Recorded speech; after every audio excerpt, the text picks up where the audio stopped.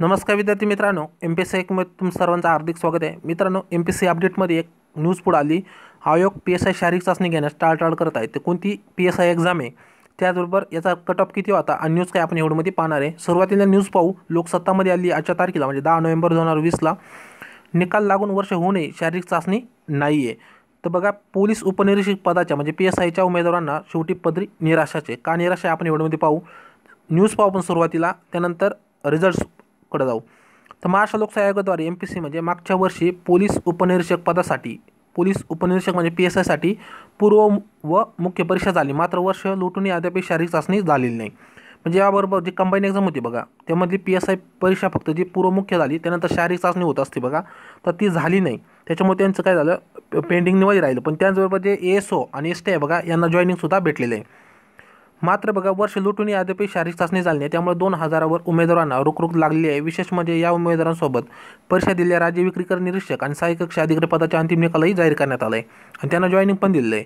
त्यानंतर बघा, MPSC तर्फे जानेवारी 2019मध्ये 555 पदासाठी जाहिरात प्रसिद्ध करण्यात आली होती. किती पदासाठी होती? 555.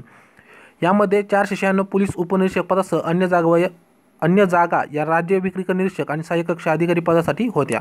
यासाठी मार्च 2019ला पूर्वपरीक्षा घेण्यात आली. यात उत्तीर्ण झालेल्या 5000 उमेदवारांची मुख्य परीक्षा 4 ऑगस्ट 2019मध्ये झाली.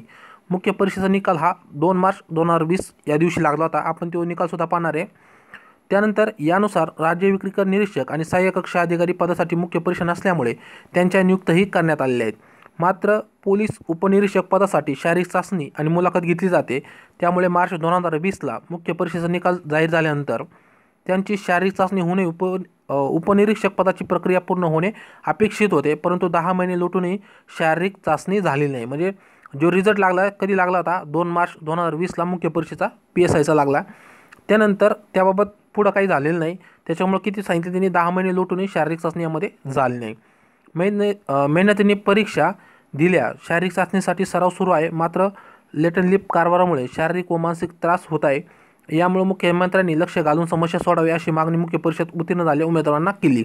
आता याच्यामध्ये एक इश्यू बघा, जे PSI एक्झाम आहे बघा, ही पेंडिंगला राहिली जी शारीरिक चाचणी. कारण त्याच्यामध्ये एक रिझल्ट आला आहे, तुम्हाला माहिती असेल की 7 सप्टेंबरला SCBC याबाबत रिझल्ट आला आहे. आणि जे एक्झाम पेंडिंगला आहे बघा, ते कशामुळे राहिले हे माहीत नाही. पण विद्यार्थ्यांना एक भीती की बाबा SCBC समजा स्टे लागल्यामुळं त्या आरक्षणामुळे जे विद्यार्थी की आता पास झाले आहेत बघा, यांच्या जॉईनिंगला स्टे येऊ शकतो, म्हणून अशी त्या विद्यार्थ्यांना भीती आहे. त्याच्यामुळे विद्यार्थ्यांना काय झालं, शारीरिक व मानसिक त्रास हा होऊ लागला असं त्यांचं म्हणणं आहे. त्यानंतर आयोगातर्फे काय याबाबत सूचना आल्या आहेत बघा.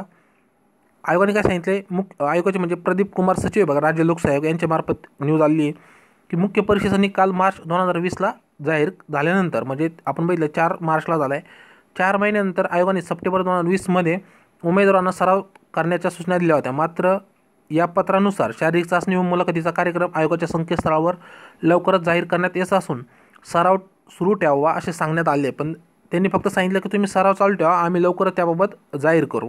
पण तसं अद्याप तरी घडलेलं नाही. मी तुम्हाला दाखवणार आहे त्यांच्या ऑफिशियल वेबसाईटला. त्यानंतर 3 महिन्याहून शारीरिक चाचणी तारीख अद्यापही जाहीर करण्यात आली नाही. कोरोनामुळे भरती प्रक्रियेमध्ये काही अडचण आल्या आहेत.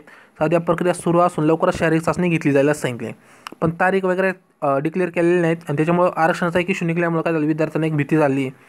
आता बघा, ज्यावेळी आपण आयोगाच्या वेबसाईटला आल्यानंतर रिझल्ट या सेक्शनमध्ये जर आलो तर बघा, तुम्हाला ह्या ठिकाणी मार्चमध्ये बघा 2 मार्चला हा रिझल्ट सापडेल की महाराष्ट्र दुय्यम सेवा राष्ट्रीय गट ब मुख्य परीक्षा पोलीस उपनिरीक्षक पदाचे निकाल, अशा प्रकारची ही न्यूज आहे त्या ठिकाणी.